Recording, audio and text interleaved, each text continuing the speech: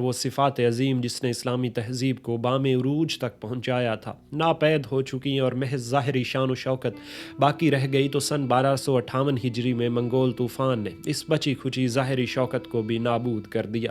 اس دور میں آخری عباسی خلیفہ مستعصم باللہ پیدا ہوا۔ مستعصم باللہ بن مستنصر باللہ سن 690 ہجری میں ایک ولد موسومہ ہاجر کے بطن سے پیدا ہوا اور اس کے باپ کی وفات کے بعد تخت خلافت پر براجمان ہوا۔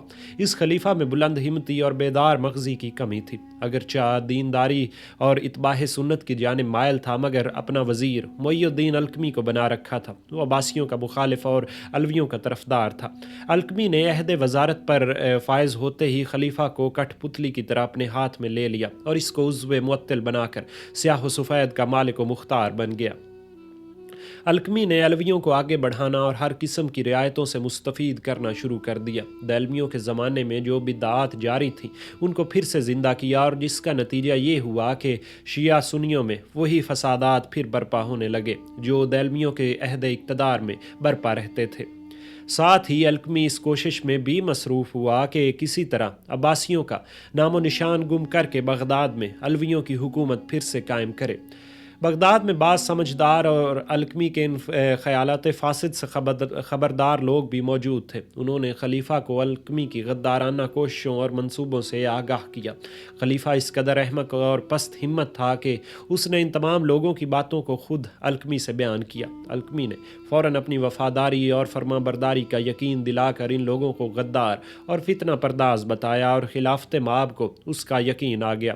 الکمی کا اقتدار اور بھی زیادہ بڑھ گیا اور خیر خواہوں کی زبانیں نصیحت گری بند ہو گئیں۔ اس کے بعد الکمی نے خلیفہ کو لہو و لعاب اور شراب نوشی کی جانب مائل کر دیا اور اندیشہ سے ہمیشہ کے لیے محفوظ ہو گیا۔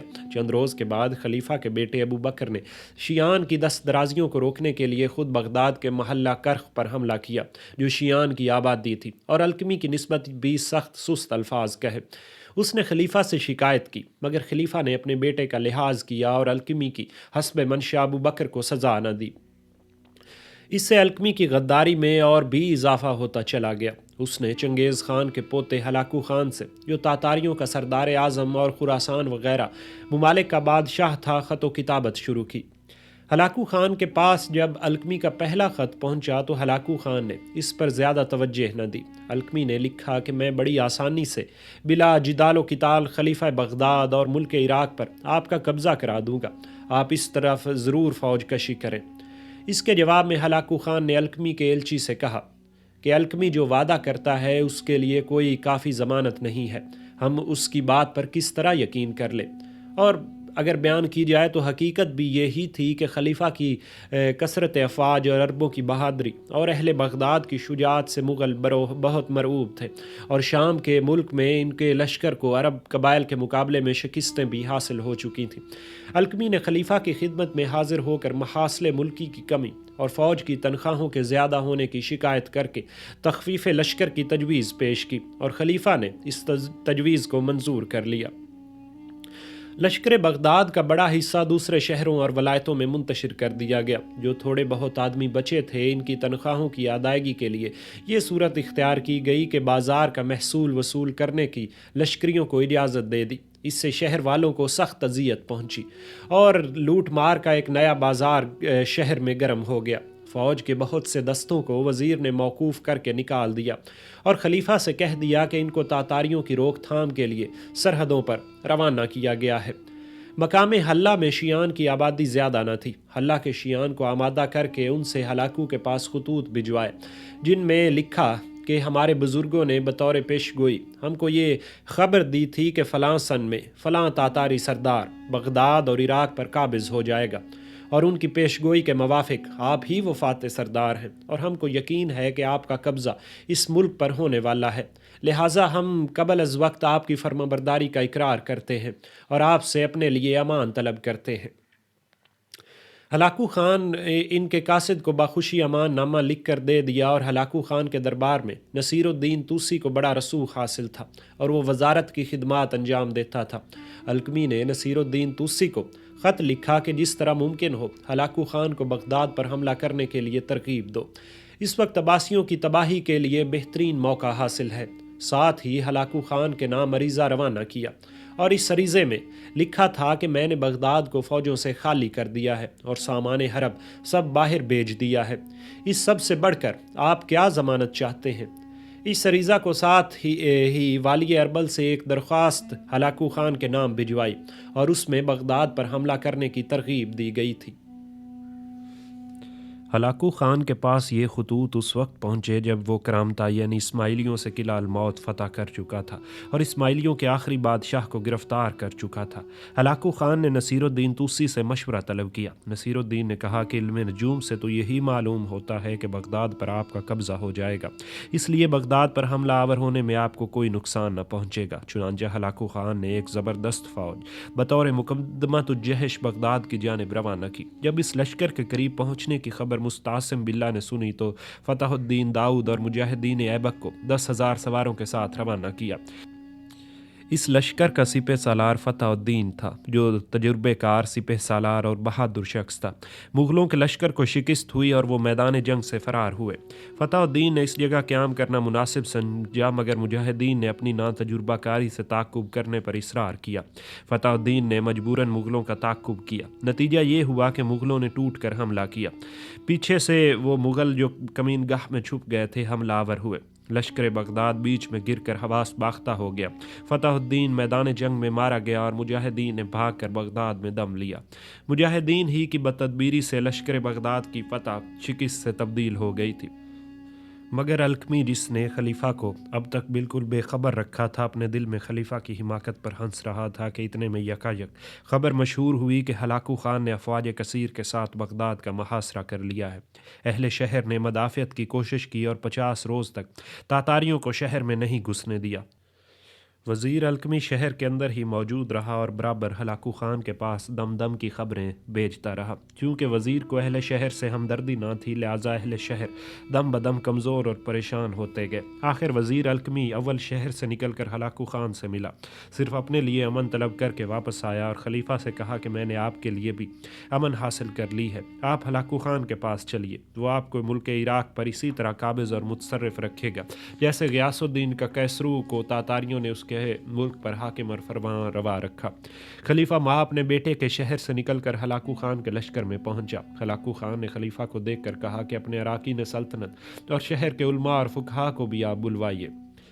خلیفہ کو ہلاکو خان نے اپنے لشکر میں روک کے رکھا۔ خلیفہ کا حکم سن کر علماء اور فقہا اور اراکین سلطنت شہر سے نکل کر لشکر تاتار میں آئے۔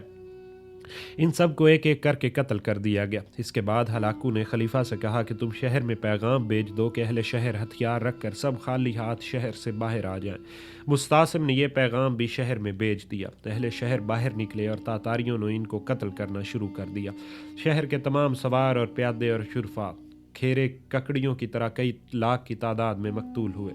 شہر کی خندق ان کی لاشوں سے ہموار ہو گئی۔ پھر دریائے دجلہ میں ان مقتولوں کے خون کی کثرت سے پانی سرخ ہو گیا۔ تاتاری لوگ شہر میں گھس پڑے، عورتوں اور بچے اپنے سروں پر قرآن رکھ کر گھروں سے نکلے، مگر ان تاتاریوں کی تلوار سے کوئی بھی نہ بچ سکا۔ ہلاکو خان نے اپنے لشکر کو قتل عام کا حکم دے دیا۔ بغداد اور اس کے مضافات میں تاتاریوں نے چن چن کر لوگوں کو قتل کیا۔ بغداد میں صرف چند شخص جو کنویں یا اس قسم کی کسی پوشیدہ جگہ میں چھپے ہوئے تھے بچ گئے، باقی کوئی متنفذ زندہ نہیں چھوڑا۔ اگلے روز بروز جمعہ نہم صفر سن 656 کو ہلاکو خان خلیفہ مستعصم کو ہمراہ لیے ہوئے بغداد میں داخل ہوا۔ قصر خلافت میں داخل ہو کر اجلاس کیا۔ خلیفہ کو سامنے بلوایا اور کہا کہ ہم تمہارے مہمان ہیں، ہمارے لیے کچھ حاضر کرو۔ خلیفہ پر اس قدر دہشت طاری تھی کہ وہ کنجیوں کو پہچان نہ سکا۔ آخر خزانے کے تالے توڑے گئے اور 2000 نہایت نفیس پوشاکیں، 1000 دینار سونے کے زیورات ہلاکو کے سامنے پیش کیے گئے۔ اس نے کہا یہ سب چیزیں تو پہلے ہی ہماری تھیں۔ یہ کہہ کر اپنے درباریوں میں سب کو تقسیم کر دیا اور کہا کہ ان خزانوں کا پتہ بتاؤ جن کا حال کسی کو معلوم نہیں اور وہ کہاں مدفون ہے۔ خلیفہ نے فوراً ان خزانوں کو پتہ بتا دیا۔ زمین کو کھود کر دیکھا گیا تو جواہرات اور اشرفیوں کی تھیلیوں سے بھرے ہوئے حوض نکلے۔ ہلاکو خان نے خلیفہ کو بغیر خوراک کے بند کر رکھا تھا۔ خلیفہ کو بھوک لگی اور کھانا مانگا تو ہلاکو خان نے حکم دیا کہ ایک تشت جواہرات کا بھر کر سامنے لے جاؤ اور کہو کہ اسے کھاؤ۔ खलीफा ने कहा कि मैं इसको कैसे खा सकता हूँ। हलाकू खान ने कहला भेजा कि जिस चीज़ को तुम खा नहीं सकते और इसको अपनी और लाखों मुसलमानों की जान बचाने के लिए क्यों न खर्च किया और सिपाहियों को क्यों न दिया कि वो तुम्हारी तरफ से लड़ते और तुम्हारा मवरसी मुल्क बचाते और हमारे दस्ते बुर्द से महफूज रखते। इसके बाद हलाकू खान ने मुस्तासिम के कत्ल का मशवरा अपने अराकीन से किया। सब ने कत्ल की राय दी मगर नसीरुद्दीन तुसी ने ये सितम ज़रीफ़ी की कि हलाकू खान से अर्ज़ किया कि मुस्तासिम बिल्ला मुसलमानों का खलीफा है, इसके खून से तलवार आलूद नहीं होना चाहिए बल्कि नमदे में लपेट कर लातों से कुचलवाना चाहिए। चुनांचा ये काम अलकमी के सपुर्द हुआ और उसने अपने आका मुस्तासिम बिल्ला को नमदे में लपेट कर और एक सतून से बांध कर इस कदर लातें लगवाई कि खलीफा का दम निकल गया। फिर इसको लाश को ज़मीन पर डाल कर मुग़ल सिपाहियों के पाँव से कुचलवा कर पारा पारा और रेजा रेजा कर दिया गया। खुद देख कर खुश होता रहा कि मैंने अलवियों के खून का बदला लिया है। गर्ज खलीफा की लाश को गोरो कफन भी नसीब न हुआ और ख़ानदान अब्बासिया का कोई भी शख्स जो मुग़लों के कब्ज़े में आया जिंदा न बच सका। इसके बाद हलाकू खान ने शाही कुतुब खाने की तरफ तवज्जो दी जिसमें बेशुमार कुतुब का ज़ख़ीरा था। ये तमाम किताबें दरिया दजला में फेंक दी गई जिससे दजला में एक बंद सा बंद गया और पानी बदतरीज सबको बहा कर ले गया। दजला का पानी जो इससे पहले मकतूलीन के खून से सुर्ख हो रहा था अब इन किताबों की स्याही से स्याह हो गया और अरसे तक स्याह रहा। तमाम शाही महल्लात लूट लेने के बाद मस्मार कर दिए गए। गर्ज ये ऐसी अजीम शान खून रेजी और बर्बादी थी जिसके नज़ीर तारीख़ आलम में नहीं मिल सकती। इस्लाम पर ये एक ऐसी मुसीबत आई थी कि लोगों ने इसको क़यामत सुग़रा के नाम से ताबीर किया। अलकमी ने जो इस तमाम बर्बादी और खून रेजी का बायस था अब कोशिशें की कि हलाकू खान बगदाद में किसी अलवी को हाकिम मुकर्रर करे और इसको खलीफा का खिताब दे। इब्तदा जब हलाकू खान बगदाद पर हमला आवर हुआ तो अलकमी को बेहतरी की तवक्को दिला दी गई और इसको यकीन था कि हलाकू खान किसी हाशमी अलवी को खलीफा बनाकर मुझको इसका नायबुल सल्तनत बना देगा। लेकिन हलाकू खान ने इराक़ में अपने आमिल मुकर्रर किए और ये देख कर अलकमी बहुत परेशान हुआ। उसने बड़ी बड़ी चालें चलीं और अपने मकसद को हासिल करने के लिए हलाकू खान की खिदमत में गिड़गिड़ाया और खुशामंदाना इल्तजाएँ की मगर हलाकू खान ने उसको धुतकार दिया। चंद रोज़ तक अलकमी अदनी ग़ुलामों की तरह तातारियों के साथ साथ उनकी जूतियाँ सीधी करता रहा। आखिर इसी नाकामी के सदमे से बहुत जल्द मर गया। खलीफा मुस्तासिम बिल्ला खुलफाए अब्बासिया का आखिरी खलीफा था जिसने बगदाद में खिलाफत की और सन 656 हिजरी के बाद बगदाद दारुल खिलाफा न रहा और खलीफा मुस्तासिम के बाद दुनिया में 3.5 साल तक कोई खलीफा न रहा।